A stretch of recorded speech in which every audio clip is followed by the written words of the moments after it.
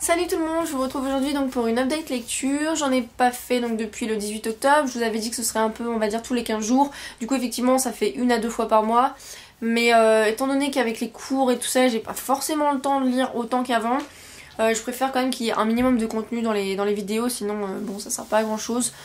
Pendant les vacances de Noël je lirai sûrement beaucoup plus, donc vous aurez des vidéos peut-être toutes les semaines, mais pour l'instant voilà. La dernière fois donc pour l'update lecture, je vous laissais avec Cinder de Marissa Meyer. Donc je vous avais pratiquement tout dit sur le livre, donc j'ai pas grand chose à redire. Ça a été un gros coup de cœur. J'attends la suite avec énormément d'impatience. L'écriture de Cendrillon juste exceptionnelle. Peut-être des choses qui sont un peu décevantes dans le sens où bah en fait il n'y avait aucun suspense parce que je m'attendais à la fin depuis le début. Mais au-delà de ça, j'ai adoré le style de l'auteur qui était un peu compliqué au début parce que vraiment le vocabulaire de cyborg, moi j'y connais rien du tout. Mais bon, après on dépasse ce côté cyborg et ce côté un peu scientifique et électronique, et du coup après ça passe comme une lettre à la poste. Et du coup c'est juste énorme, la fin elle est géniale. J'ai vraiment hâte du coup parce qu'on nous laisse sur un cliffhanger assez important, même si on sait plus ou moins ce qui va se passer dans le 2. Parce que c'est du young adulte quand même, hein, faut pas rêver non plus. Hein. Donc voilà, mais non c'était génial et je suis amoureuse du prince Kai maintenant. Non, je plaisante. Mais non, un très très bon livre. Si vous avez un niveau d'anglais qui est assez correct, franchement, allez-y. Donc ensuite, j'ai lu Once, la suite de Eve, qui est de Anna Carey, donc le deuxième tome de la trilogie Eve. Et j'ai été assez déçue par cette suite. Les côtés que j'avais beaucoup appréciés dans le premier tome, par exemple la dimension féministe ou ce côté un peu aventure, ce côté un peu avec des enfants, tout ça, j'ai vraiment rien retrouvé dedans. Déjà dès le début, les femmes qui l'ont créé, donc cet endroit, la Califia, où il n'y a que des femmes, sont en fait des grosses hypocrites qui sont prêtes à tout pour sauver leur peau, quoi. Et du coup, côté féministe, solidarité, ça passe, mais alors plus comme ça. Hein. Puis au final, quand on voit la révélation qui est juste après, on voit que ça aurait servi à rien de foutre la merde, pour dire les choses comme elles sont. Et en plus donc la révélation qui se passe après, donc qu'on se dit dans le premier tome que c'est horrible qu'un vieux il essaye de coucher avec une fille aussi jeune pour avoir des enfants parfaits, etc. Je dirais que même si c'était vachement pervers dans le premier tome et que ça aurait été horrible, au moins ça avait un rapport vraiment avec le problème de départ, puisqu'il s'agissait de filles qui étaient enlevées dans des... Enfin après leur école, on leur promettait la richesse, tout, enfin tout. Et au final elles se retrouvaient donc dans les hôpitaux à faire des mômes, quoi. Donc ça aurait bien suivi avec cette idée là, avec ce côté un peu post-apocalyptique dystopien. Et puis finalement, la révélation elle était franchement pas à la hauteur. Moi je trouve que c'était un peu bas, quoi. Voilà, bon c'est sympa hein, mais voilà, comparé à ce à quoi je m'attendais, ça m'a totalement coupé dans mon élan. Et puis non, l'héroïne, elle m'a un peu saoulée ce tome-ci. Caleb était plus ou moins présent, mais je l'ai aussi préféré dans le tome 1 parce qu'on savait pas trop à quoi s'attendre. Et en même temps, c'était vraiment un garçon très, très gentil. J'ai trouvé les caractères, enfin les personnages moins charismatiques. Et j'avais l'impression qu'ils allaient pas au bout des choses. Et ça m'a un peu gênée. Voilà, c'était...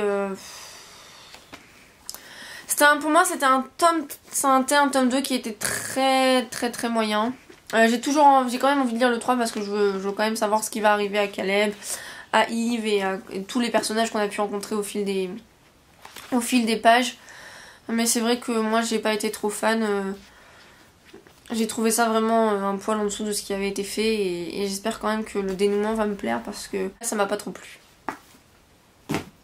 Ensuite j'ai continué avec Jonathan Schroeper, donc ça c'est le nom de l'auteur. This is Where I Leave You, qui est un drame contemporain, familial on va dire. Et j'ai adoré ce livre. Pour un contemporain, ça a vraiment bien marché avec moi. C'est-à-dire que généralement dans les contemporains, il y a des moments que je trouve un peu ennuyeux, qui sont un peu là pour dire de bon bah je dois raconter ma vie, quoi. Alors que celui-là était vraiment vraiment prenant du début à la fin. La seule chose que je pourrais reprocher à ce livre, c'est donc l'auteur. Je le trouve un peu trop pessimiste à mon goût, de penser que tous les couples peuvent se tromper, qu'il y a beaucoup d'infidélité, que même si le mariage c'est pas ce à quoi ça ressemble, c'est pas très heureux. Il peut y avoir des moments de contentement, il peut y avoir cette finalité où bah quoi qu'il en soit c'est comme ça et j'aime quand même la personne qu'il est devenu même si bon c'est pas génial. J'ai trouvé ça mais d'un pessimiste, en gros ça voudrait dire que bon bah, les couples ils sont pas faits pour durer, que voilà quoi, enfin, que tout le monde finit par voir ailleurs même si ils restent ensemble pour le bien des enfants ou autre. Du coup j'ai trouvé vraiment qu'on partait dans une défaite un peu mal placée parce que même si j'ai peu d'espoir en l'humanité, je me dis quand même que voilà quoi, ce serait dommage d'en arriver à ce point là. Mais au-delà de ça j'ai adoré les personnages, donc en fait c'est une famille juive qui perd leur père, donc qui est le mari, et en fait ils doivent, alors moi j'y connais pas grand chose en religion juive, et comme il est en anglais le livre je saurais pas du tout vous dire comment ça se prononce en français, mais ils doivent faire le Shiva, c'est comme ça que ça s'appelle en anglais. Et en fait c'est 7 jours de deuil qui suit la mort d'un proche, donc le père, et ils doivent rester en famille ensemble. Et en fait c'est que des caractères opposés. Il y a si je ne m'abuse, il y a 2 sœurs, 3 frères, ou une sœur, 3 frères. Et en fait ils doivent tous rester ensemble et les caractères sont complètement opposés. Certains ont des caractères bien trempés, certains se font la gueule depuis plusieurs années. Et au-delà de ça, au sein de cette famille, donc il y a des problèmes, et au-delà de ça, chaque personnage a des problèmes personnels avec donc soit sa petite amie, son petit copain, son mari, sa famille, enfin bref. Et du coup on suit tous ces personnages du point de vue de Jude et du narrateur. Et c'est vraiment vraiment super, il y a beaucoup d'émotions dans ce livre, très très amusant également. Il y a beaucoup d'humour, beaucoup d'ironie, beaucoup de sarcasme, beaucoup d'humour noir. Bref, tous les humours que vous voudrez et que vous appréciez. Et la fin, comme chaque contemporain, c'est une fin qui nous laisse sur notre faim. Mais dans un sens, je trouve qu'elle a été assez bien exploitée malgré tout parce qu'elle est assez progressive. Elle est pas d'un coup comme ça où on nous sort une fin et qu'on doit se dire bon, on doit se débrouiller avec. Non, elle est progressive et même si à la fin ça laisse une ouverture, et ben on se dit que bah c'est bien comme ça parce que ça veut dire que bah c'est la vie quoi. On sait pas à quoi s'attendre. Et cette conclusion bah elle va très bien avec le sujet et l'histoire du livre parce que c'est ça, on peut jamais s'attendre à ce qui peut arriver et voilà. Mais vraiment si vous aimez les contemporains, il est sorti en français, le titre c'est ici que l'on se quitte, je vous le conseille vraiment vraiment, il est sorti en poche, c'est dans la collection 10-18 donc allez-y parce que c'est vraiment un livre super. Et Jonathan Tropper a fait apparemment de ce genre de livre beaucoup et ça me rappelle un peu l'esprit de Nicholas Sparks qui fait des livres qui sont pratiquement pareils à chaque fois mais qui ont tous quelque chose de propre et qui fait qu'on les aime. Donc je pense que j'irai lire d'autres livres de cet auteur. J'ai mis beaucoup de temps pour ce livre, oulala. Donc ensuite j'ai lu Chat Me de Tahir et ma fille. Alors je comprends, pour le prénom je suis désolée hein, mais pour moi ce serait Tahir et ma fille, mais bon bref. Donc sorti en français sous le nom Insaisissable, tome 1 ne me touche pas.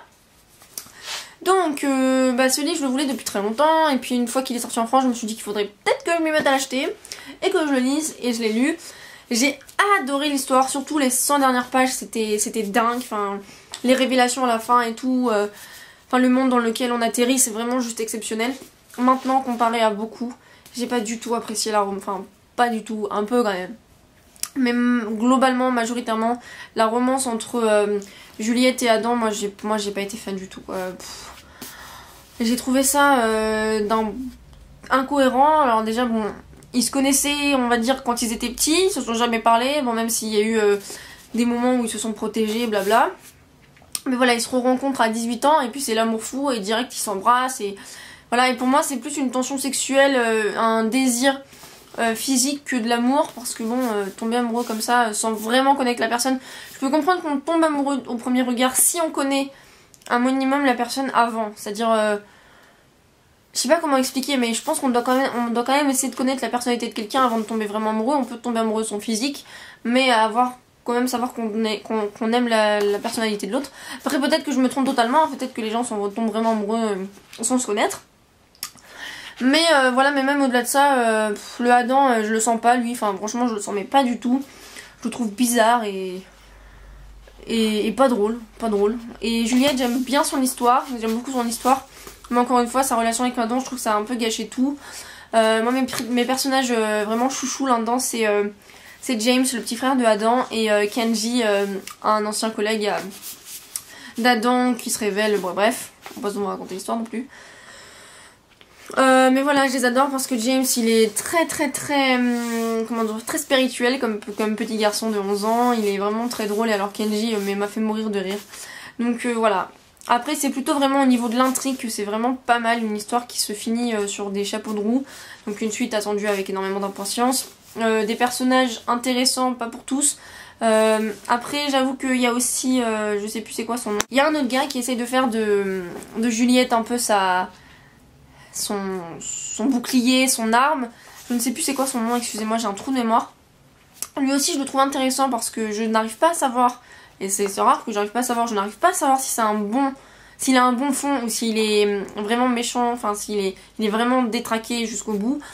Maintenant j'espère qu'elle va pas nous sortir dans le tome 2 un triangle amoureux parce que alors là ça me prendrait la tête mais un truc de taré. Parce que les triangles amoureux, moi ça a tendance à me tuer quoi, je déteste ça, enfin surtout s'ils servent pas à grand chose quoi. S'ils servent à quelque chose à la limite, mais à mon avis ça servira pas à grand chose pour l'histoire. Mais celui-là aussi m'intéresse bien, et sinon bah très gros plus pour ce livre, c'est l'écriture de Taïr et ma fille. Elle a un style, mais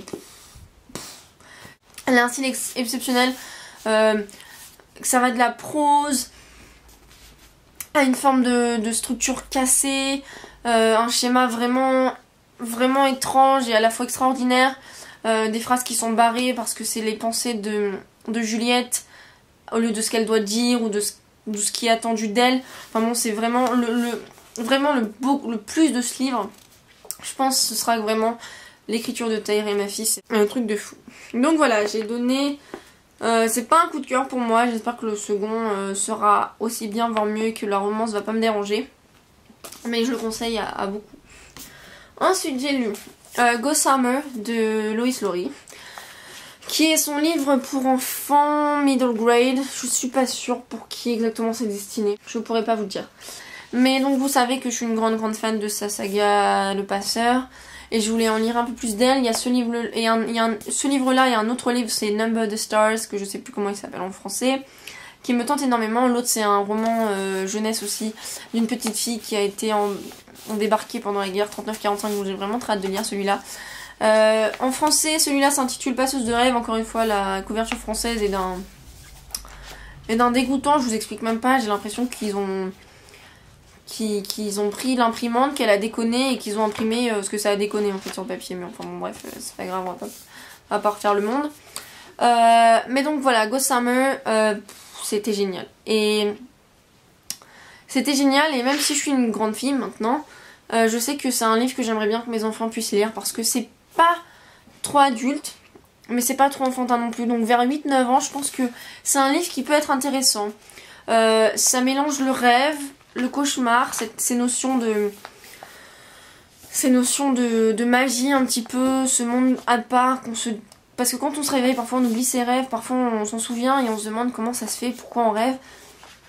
Et en fait, bah donc dans ce petit livre, en fait c'est des petites bestioles invisibles qui fournissent les rêves et des petites bestioles méchantes invisibles qui fournissent les cauchemars.